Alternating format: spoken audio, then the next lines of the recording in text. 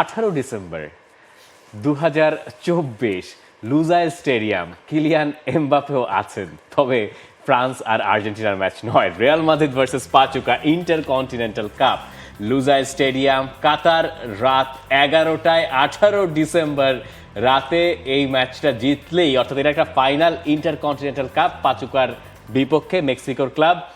প্রথমে যে ইন্ট্রোটা দেখলেন, এটার ধন্যবাদটা শরীফুল হকের প্রাপ্য।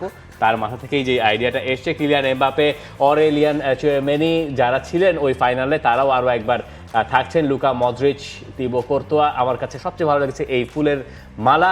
কাতারে নামার পর ভিনিসিয়াস জুনিয়র, জুড বেলিংহামদেরকে যেই ফুলের মালা দিয়ে বরণ করা হয়েছে, খুবই ভালো লাগছে। মানে একটা আমাদের সাথে রিলেটেবল একটা ছবি আমরা বোধহয় দেখতে পেলাম, তাই না? বাঙালি যেভাবে আতিথেয়তার দিক থেকে এগিয়ে আছে, আমরা হলে বোধহয় এক মাস কাতারে যেই আতিথেয়তা, ফুলের মালা দেখিনি, ফুলের মালা দেখেনি, কিন্তু অভ্যর্থনার ব্যাপারে কাতার কিন্তু অনেকটাই এগিয়ে আছে। একেবারে প্রপার বিয়ের ফুলের মালা হয়েছে। মানে আমরা বাংলাদেশে হলে এই ফুলের মালা আমাদের গাঁদা ফুলের হতো, তাই না?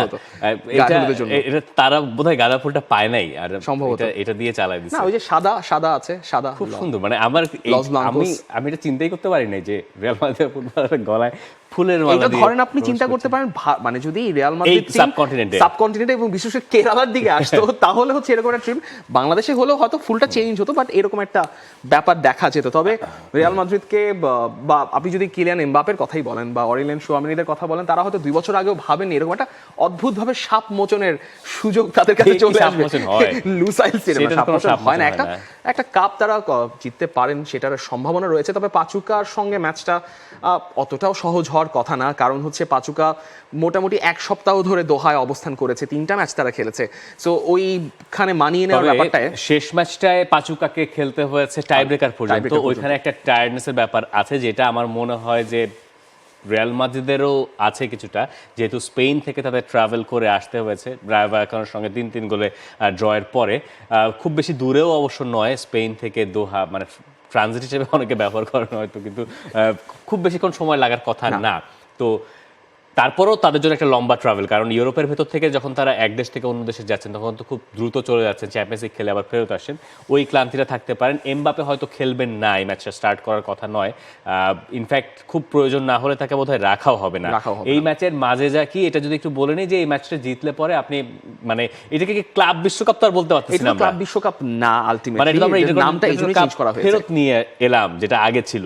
এক্স্যাক্টলি। কিন্তু এই ইন্টারকন্টিনেন্টাল কাপ জিতলে যে পরবর্তী cycle of club world cup, FIFA club world কাপে যে আপনি অ্যাডভান্টেজ পাবেন কিনা সেটা কিন্তু এখনো ক্লিয়ার করা হয়নি, সেটা হয়তো আমরা পরে জানতে পারবো। তো রিয়াল মাদ্রিদ জিতেই রাখলো আর কি। আচ্ছা, ইন্টারকন্টিনেন্টাল কাপ হচ্ছে মহাদেশীয় চ্যাম্পিয়নদের কাপ।